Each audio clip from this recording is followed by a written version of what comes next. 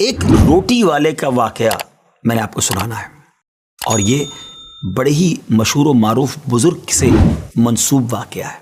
حضرت ابو بردہ رضی اللہ تعالیٰ عنہ راوی ہیں کہ حضرت ابو موسیٰ اشعری رضی اللہ تعالیٰ عنہ کی جب وفات کا وقت قریب آیا تو انہوں نے اپنے بیٹوں سے کہا کہ اے بیٹو، روٹی والے کو یاد رکھنا۔ پھر یہ واقعہ خود ہی بیان کیا کہ وہ روٹی والا کون تھا۔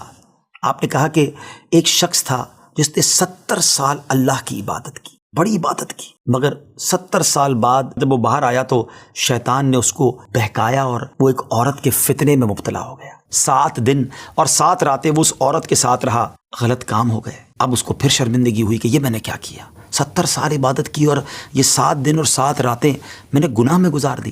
بڑا شرمندہ، بڑا نادم، قدم قدم پر سجدے کرتا جاتا، توبہ کرتا جاتا۔ اب چلتے چلتے چلتے ایک مسافر خانے میں پہنچا تو وہاں 12 مسکین لوگ پڑے ہوئے تھے، لیٹے ہوئے تھے۔ اس نے بھی جگہ بنائی اور ان کے درمیان جا کر خود بھی گر کر سو گئے۔ اب رات میں ایک شخص آیا جو ان کو کھانا دیا کرتا تھا، روٹی دیا کرتا تھا۔ ایک ایک کر کے 12 روٹیاں لے کر آیا تھا، اس کو پتا تھا یہاں 12 مسکین رہتے ہیں۔ ایک ایک کر کے سب کو روٹی دینے لگا۔ وہ شخص جو یہاں آ کر اچانک بیچ میں آ کر لیٹا تھا، اس کو بھی وہ مسکین سمجھا اور اس کو بھی روٹی دے دی۔ لیکن ظاہر ہے کہ اگر ترتیب سے روٹی دیتے دیتے آگے آئے تو آخری نمبر والے کو روٹی نہ ملی، کیونکہ یہ تو 13 ہو چکے تھے۔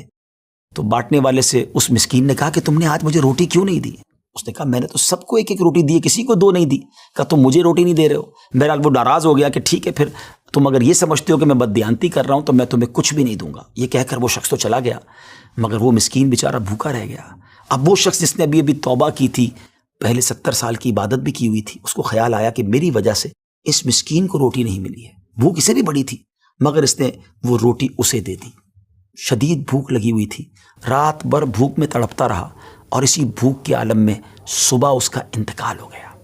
حضرت ابو موسیٰ اشعری رضی اللہ تعالیٰ عنہ فرماتے ہیں کہ جب یہ شخص اللہ کی بارگاہ میں پہنچا نا تو ایک پلڑے میں اس کی 70 سال کی عبادت رکھی گئی اور ایک پلڑے میں وہ 7 دن اور 7 رات کے گناہ رکھے گئے۔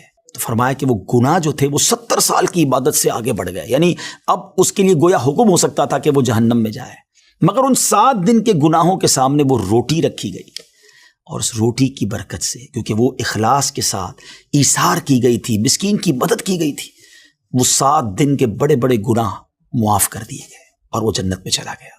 پھر آپ نے اپنے بچوں سے کہا بیٹا روٹی والے کو یاد رکھنا۔ ناظرین، یہ واقعہ واقعی دلوں کے تار چھیڑ دیتا ہے۔ 2 باتیں سیکھنی ہیں کہ بعض اوقات کچھ لوگ کہتے ہیں یار میں نہیں بہک سکتا، میں تو بڑے اچھے ماحول میں ہوں۔ نہیں جناب، شیطان نے بڑوں بڑوں کو بہکا دیا ہے۔ ہمیں اپنی صحبتیں اچھی کرنی ہوں گی، اللہ کریم سے شیطان کے مقابلے میں پناہ مانگنی ہوگی اور اپنے آپ سے ڈرتے رہنا ہوگا کہ نہیں میں بھی گناہوں میں مبتلا ہو سکتا ہوں، مجھ سے بھی کوئی بڑا گناہ کہیں نہ ہو جائے۔ توبہ کرتے رہیں، ڈرتے رہیں، خوف رکھیں اور اچھی صحبت اپنائیں۔ اور دوسری بات، صدقہ جو ہے نا وہ گناہوں کو مٹا دیتا ہے۔ صدقہ اللہ کی بارگاہ میں بڑا پسندیدہ ہے، غریبوں کی مدد کرنا یہ اللہ کو بڑا پسند ہے۔ ہمیں بھی چاہیے کہ وقتاً فوقتاً اپنے غریب پڑوسیوں، غریب رشتہ داروں، غریب مسلمانوں کی مدد کرتے رہیں۔ اور دعوت اسلامی کا شعبہ FGRF سبحان اللہ دکھیارے مسلمانوں کی شاندار انداز میں مدد کرتا ہے۔ سیلاب زدگان کی مدد کتنے بڑے پیمانے پر کی گئی اور یہ سارا سال ہی اب کچھ نہ کچھ سلسلہ رہتا ہے، تو آپ بھی FGRF کا ساتھ دیجیے، دکھیارے مسلمانوں کی مدد کیجیے۔ اللہ آپ کے رزق حلال میں برکت عطا فرمائے اور ہم سب کے گناہوں کو معاف فرمائے۔